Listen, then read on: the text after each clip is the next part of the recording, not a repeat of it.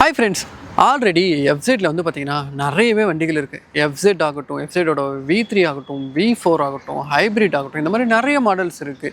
So இப்போ மறுபடியும் வந்து பார்த்திங்கன்னா எஃப்செட்டில் ரேவ் அப்படின்ற ஒரு மாடல் வந்து விட்டுருக்காங்க. ஸோ மற்ற மாடலுக்கும் இதுக்கும் என்ன வித்தியாசம் இருக்குது, ஸோ யார் எந்த வண்டியை எடுக்கலாம், இன்றைக்கி வந்து நம்மளோட வந்து பார்த்திங்கன்னா எஃப்செட் ரேவ் இருக்குது. அதே மாதிரி வந்து பார்த்திங்கன்னா எஃப்செட்டோட ஹைப்ரிட் இருக்குது. இது வந்து ஒரு மிட் வேரியண்ட்டுன்னு வந்து சொல்லலாம், இதை வந்து ஒரு டாப் வேரியண்ட்டுன்னு சொல்லலாம். இதுக்கு கீழே வந்து பார்த்திங்கன்னா V3 வரும், இதுக்கு மிடில் வந்து பார்த்திங்கன்னா V4 வரும். ஸோ டாப் வந்து பார்த்திங்கன்னா நமக்கு ஹைப்ரிட்னு வந்து சொல்லலாம்.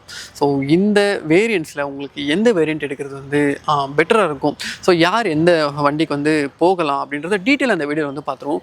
நீங்கள் பார்த்துட்ருக்கிறது ஹார்ட்ஸ் யூடியூப் சேனல் வந்து மறக்காமல் சப்ஸ்கிரைப் பண்ணி வச்சுக்கோங்க. ஏன்னா ஒவ்வொரு வீடியோஸ் பண்ணிடுமே நிறைய எஃபர்ட்ஸ் இருக்குங்க. உங்களுக்காக தான் ஒவ்வொரு வீடியோவுமே நான் ரொம்ப எஃபர்ட்ஸ் எடுத்து வந்து கண்டிப்பாக வந்து பண்ணிகிட்ருக்கேன்.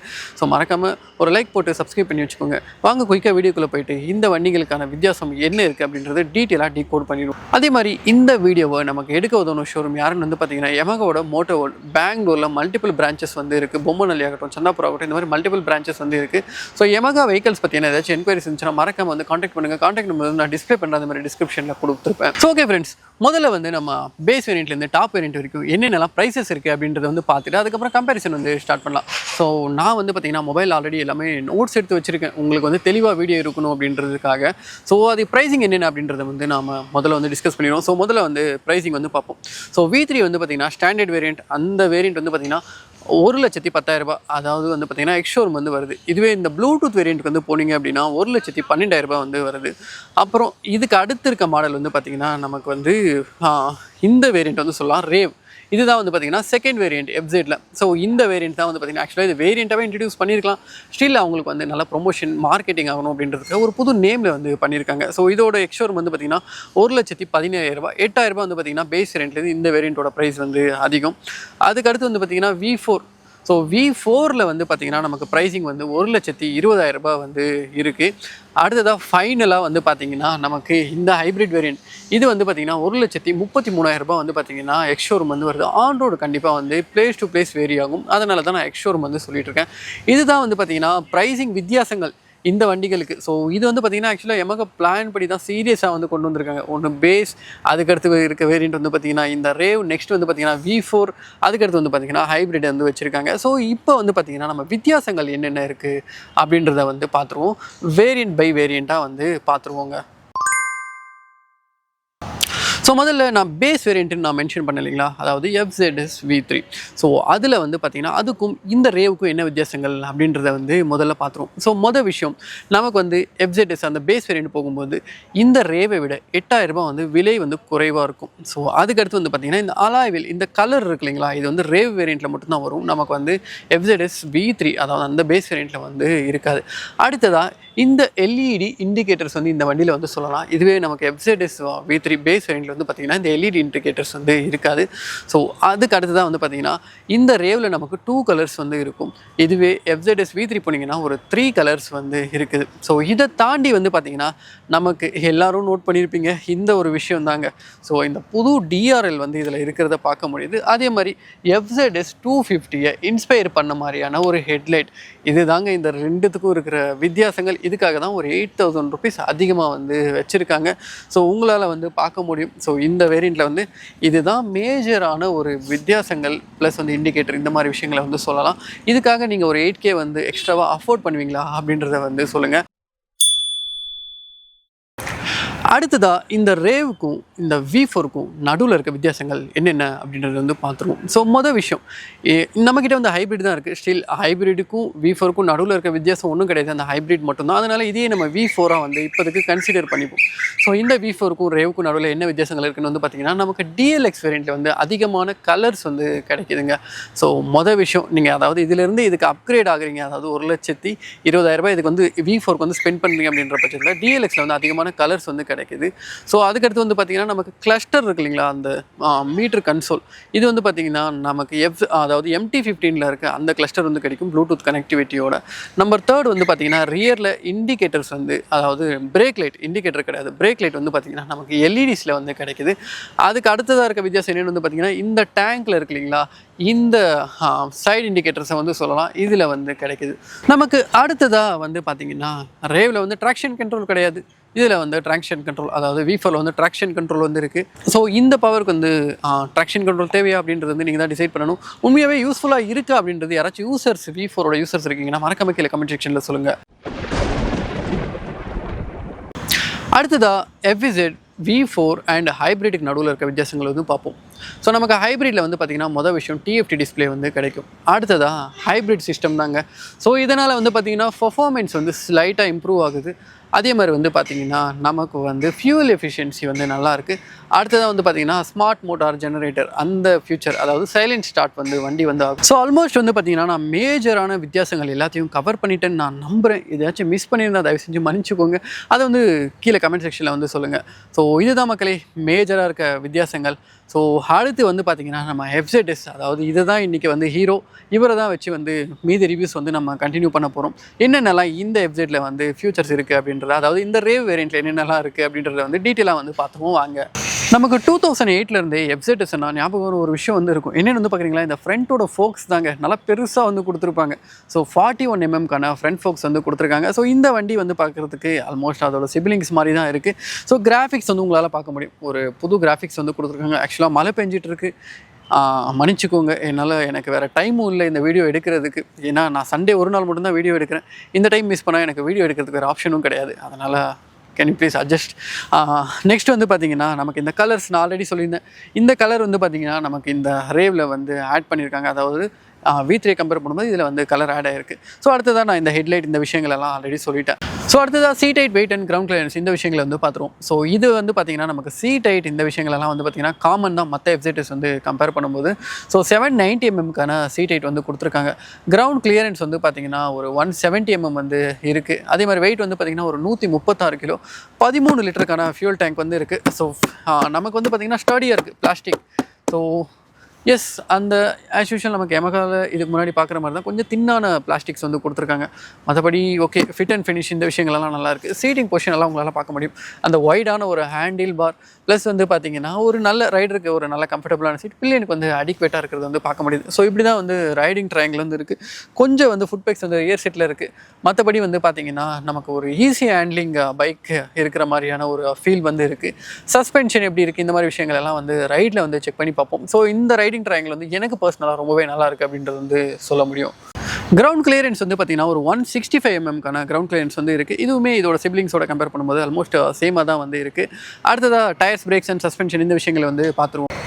அடுத்ததாக டயர்ஸ், பிரேக்ஸ் அண்ட் சஸ்பென்ஷன் இந்த விஷயங்களை வந்து பார்ப்போம். ஃப்ரண்ட்டில் வந்து பார்த்திங்கன்னா 180/17 282mm ABS பிரேக் செட்டப்போட கொடுத்துருக்காங்க. ட்ராக்ஷன் கண்ட்ரோல் வந்து கிடையாது. இதோட ஹையர் வேரியண்ட்டில், அதாவது நமக்கு அந்த இந்த வேரியண்ட்டில் வந்து இருக்குது, ஹைப்ரிட் வேரியண்ட்டில் வந்து ட்ராக்ஷன் கண்ட்ரோல் வந்து இருக்குது. ஸோ நெக்ஸ்ட் வந்து பார்த்திங்கன்னா ரியரில் வந்து பார்த்திங்கன்னா 140/60/17 220mm disc brake setup. So இது வந்து ரியரில் வந்து பார்த்திங்கன்னா நான் ABS. அடுத்ததாக இன்ஜினை வந்து பார்த்துருவோம். ஸோ பவர் வந்து பார்த்திங்கன்னா நமக்கு ஒரு 12.4 PS 7250 RPM ப்ரொடியூஸ் பண்ணும். டார்க் வந்து பார்த்திங்கன்னா ஒரு 13.3 Nm 5500 RPM வந்து ப்ரொடியூஸ் பண்ணும். ஒரு 149 cc 2 ஏர் கூல்ட் இன்ஜின் வந்து கொடுத்துருக்காங்க.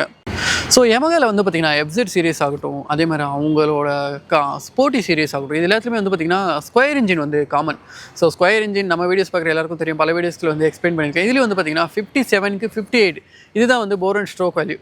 லாங் லைஃப் வந்து கொடுக்கும். ஒரு நல்ல இனிஷியல் பவர் வந்து கொடுக்கும். மிட் ரேஞ்சுக்கு வந்து சாலிடாக இருக்கும். ஸோ அதே மாதிரி வந்து பார்த்திங்கன்னா நமக்கு வந்து ஒரு போர் வந்து லாங் டேர்முக்கு வந்து இந்த வண்டிகள் வந்து உழைக்குங்க.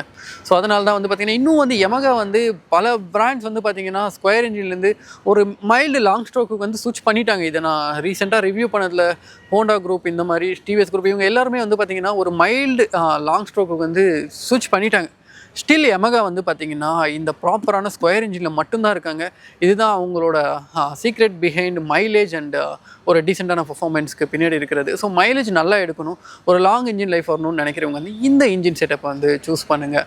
ஸோ இது வந்து ஒரு பெட்டரான கம்ப்யூட்டராக வந்து இருக்கும். ஃபைனலாக மைலேஜ் வந்து பார்த்திங்கன்னா ஒரு 55 to 60 யூசர்ஸ் வந்து எடுக்கிறாங்க ஹைவேஸில். ஒரு சிட்டியில் வந்து பார்த்திங்கன்னா ஒரு 50 கிலோமீட்டர் வந்து தாராளமாக வந்து எடுக்க முடியும். ஸோ ஃபைனலாக ஆல்மோஸ்ட் இதை பற்றி ஒரு டீட்டெயில்டான ஒரு இது வந்து பார்த்துட்டோம். ஸோ வாங்க ஒரு சின்ன ரைட் ரிவ்யூவோட முடிச்சுப்போம் இந்த வீடியோவை. ஓகே கைஸ், இப்போ வந்து பார்த்திங்கன்னா நம்ம FZ ரேவை வந்து ரைட் ரிவ்யூ வந்து பண்ண போகிறோம். ஸோ நிறைய பேர் வந்து பார்த்திங்கன்னா எமகா இந்த FZ வேரியண்ட்டை வந்து ஒரு அண்டர் பவர் வெஹிக்கல் யூஸ் பண்ணுறாங்க. நானுமே நிறைய ரிவ்யூஸில் வந்து பார்த்துருக்கேன். ஸோ இது வந்து உண்மையாகவே அப்படி தான் இருக்குது அப்படின்றது தான் என்னோட மெயின் கன்சர்னாக இருக்க போது இதை ஓட்டும்போது. ஸோ எப்படி இருக்குது அப்படின்றத வந்து டீட்டெயிலாக பார்த்துடலாம் வாங்க. ஸோ மழை மாதம் கொஞ்சம் கருணை காட்டினா நல்லாயிருக்கும். ஏன்னா ரொம்ப நேரமாக மழை பெஞ்சிக்கிட்டு இருக்கு, நாமளும் நினைஞ்சிக்கிட்டே வீடியோ எடுத்துக்கிட்டு இருக்கோம். ஓகே கைஸ், எனக்கு தெரிஞ்சு வந்து பார்த்தீங்கன்னா லோ எண்ட் வந்து நல்ல ஸ்வீட்டாக இருக்குது. இந்த மாதிரி இந்த லோ எண்ட் வந்து பார்த்தீங்கன்னா இந்த ஜாப்பனீஸ் வெஹிக்கல்ஸில் மட்டும் தான் நல்லா டியூன் பண்ணி வச்சுருப்பாங்க. ஆனால் ஹோண்டா வெஹிக்கல்ஸில் வந்து இந்த லோ எண்ட் இந்த ஸ்வீட்டாக இருக்கிறத வந்து நான் ஃபீல் பண்ணியிருக்கேன். அதுக்கடுத்து வந்து பார்த்தீங்கன்னா யமகா, மற்றபடி நம்ம இந்தியன் பிராண்ட்ஸில் வந்து பார்த்தீங்கன்னா ஒரு லீனியராக கொண்டு போகும். இதில் வந்து பார்த்தீங்கன்னா லோ எண்ட் நல்லா ஸ்ட்ராங்காக வச்சுருக்காங்க. அந்த விஷயம் நல்லாயிருக்கு. இன்ஜினோட ஸ்மூத்னஸுங்க, நீங்கள் என்ன தான் ரெவ் பண்ணாலும் அந்த ஸ்மூத்னஸ் வந்து ரொம்பவே நல்லா இருக்குது. ஸோ பிரேக்கிங் எப்படி இருக்குது, சஸ்பென்ஷன் எப்படி இருக்குது, இந்த மாதிரி விஷயங்கள் இது எல்லாத்தையும் வந்து பார்த்துருவோம். ஸோ பவருமே வந்து பார்த்தீங்கன்னா ஸ்ட்ராங் அப்படின்ற மாதிரிலாம் கிடையாது. அப்படியே லீனியராக வந்து கொண்டு போகுது. அதான் எனக்கு வந்து பார்த்தீங்கன்னா நல்ல லாங் லைஃப் வேணும், ரிலாக்ஸான க்ரூசிங். நான் வந்து பெருசாக அக்ரெசிவ் க்ரூசிங் எல்லாம் பண்ண மாட்டேன். டாப் ரெவ் வரைக்கும் வண்டியெல்லாம் கொண்டு போய் ஓட்ட மாட்டேன் அப்படின்னு நினைக்கிறவங்க வந்து கண்டிப்பாக இந்த வண்டியை வந்து எடுக்கலாங்க. என்னன்னா மெயினாக யமகாவில் வந்து பார்த்தீங்கன்னா நான் என்னோட ஃப்ரெண்டு கூட இந்த வண்டியை ஒன்று வச்சிருக்காங்க. 60-70 கிலோமீட்டர் ஓட்டினதுக்கப்புறம் வண்டி ஸ்மூத்தாக ஓடிட்டு இருக்கு. எனக்கே ஷாக்காக இருந்தது பின்னாடி ஒரு பில்லினா உட்காரும்போது வண்டியோட ஸ்மூத்னஸ் வந்து பார்க்கும்போது. மெயினாக யமகாவில் வந்து பார்த்தீங்கன்னா அந்த ஒரு ரிலையபிலிட்டி ஃபேக்டர்ஸ் வந்து ரொம்பவே நல்லா இருக்குது. இன்ஜினை பொறுத்து நான் சொல்லிட்டு இருக்கேன். ஸோ மற்றபடி பாடி பேனல்ஸ் இதெல்லாம் வந்து கொஞ்சம் இம்ப்ரூவ் பண்ணணும். எனக்குமே ஆப்வியஸ்லி இதில் வந்து ஒரு சின்ன இது இருக்குது. ஸோ கண்டிப்பாக அதை ஒன்று பண்ணிட்டாங்கன்னா யமகா வெஹிக்கல்ஸ் வந்து ரொம்பவே நல்லாயிருக்கும். கிளச்சோட ஆப்ரேஷன்ஸ் எல்லாம் ரொம்பவே ஸ்மூத்தாக இருக்குது. சஸ்பென்ஷன் வந்து கொஞ்சம் ஸ்டிப்பர் சைடு தான். இன்னொரு ஸ்பீட் பிரேக்கரையும் நான் அப்ரோச் பண்ணி பார்க்குறேன் எந்த அளவுக்கு இருக்குது அப்படின்றது. ஸோ பிரேக்கிங் வந்து பார்த்தீங்கன்னா இப்போதைக்கு அவங்க வந்து இப்போதைக்கு சீட்டிங் ஆகலை டிஸ்க் பேட்டோட அப்படின்றதுனால என்னால் ப்ராப்பராக வந்து எந்த அளவுக்கு பிரேக்கிங் இருக்குது அப்படின்றத வந்து கமெண்ட் பண்ண முடியல.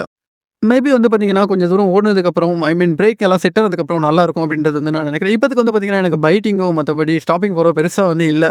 மேபி பிரேக்கிங் சீட் ஆகாதனால அப்படின்றது வந்து என்னால் கிளியராக சொல்ல முடியும். ஓகே, கொஞ்சம் ரெவ் பண்ணி பார்ப்போங்க. ஸோ மிட் ரேஞ்ச் வந்து ஸ்வீட், டாப் எண்ட் வந்து கொஞ்சம் ஃப்ளாட் ஆகுது.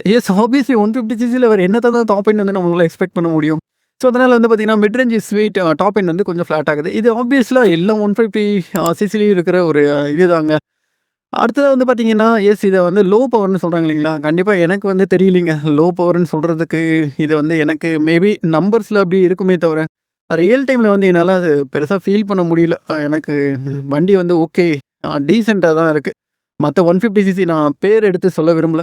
அதெல்லாம் கம்பேர் பண்ணும்போது ஸ்மூத்னஸ் ஆகட்டும், நம்ம கொடுக்குற வேல்யூ ஃபார் மணி இருக்கு இல்லைங்களா? அதுக்கு வந்து எனக்கு தெரிஞ்ச ஒர்த்தான வண்டியாக தான் இருக்குது.